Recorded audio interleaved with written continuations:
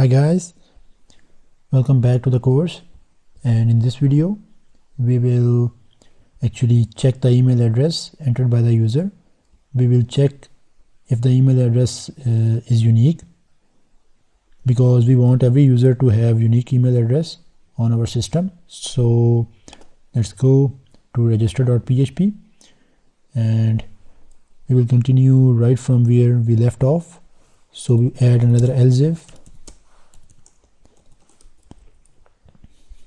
and if not is unique, and this function will take email as a parameter. So $_post email. We are saying if the email is not unique, then copy this and we will change the error message.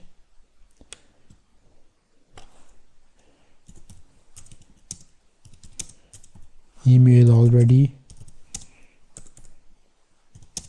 in use.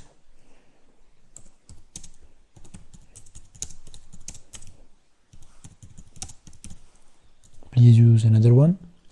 So now we actually want to create this function, because this function is not defined yet. So let's go and define the function. To define the function in PHP, we use the function keyword, function, and the name of the function is unique, and it is taking email as a parameter. And now let's go ahead and create our query, which will actually check the database. Select static from users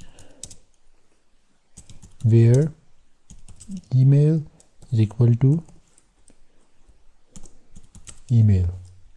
We are saying that select all the rows and all the columns from the database if the email matches this email which we are passing from here, from the post request.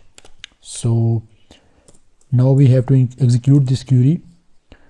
So as you may remember that in the first video, in the first or second video I think, we created this db.php file inside the includes folder.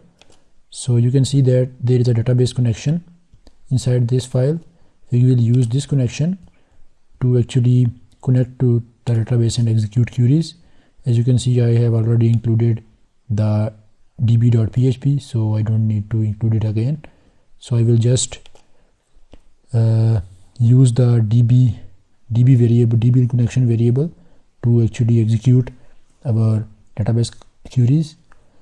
But we cannot use the global variables directly inside the functions. So in order to be able to use the global variables inside the function, we want to use the global keyword to make the variable work inside the function.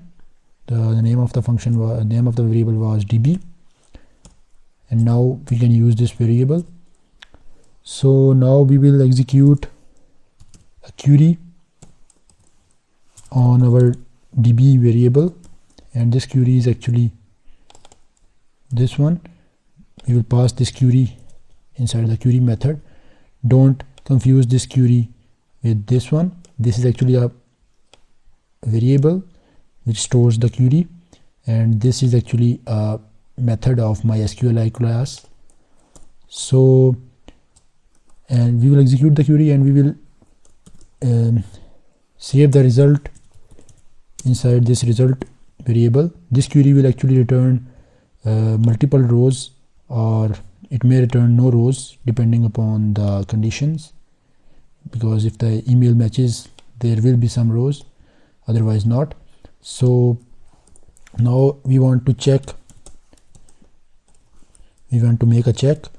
So we will now execute a command on this result set variable, if result num underscore rows is greater than 0, if number of rows returned are greater than 0, that means that the email has already been used, so we will return false. We are saying no, this email is not unique. Otherwise, in the else statement, return true. So I think that's it, and it should work now. Let's go ahead and refresh that first to see if there are any errors. Nope, there are no errors. So let's go ahead and submit the form. Submit some values 1 2 3 4 5 1 2 3 4 5, register. There are no errors because currently our database is empty. So let's see what happens if we enter a user with this email. Let's copy it. So registration, and we will enter insert a user with this email inside the database.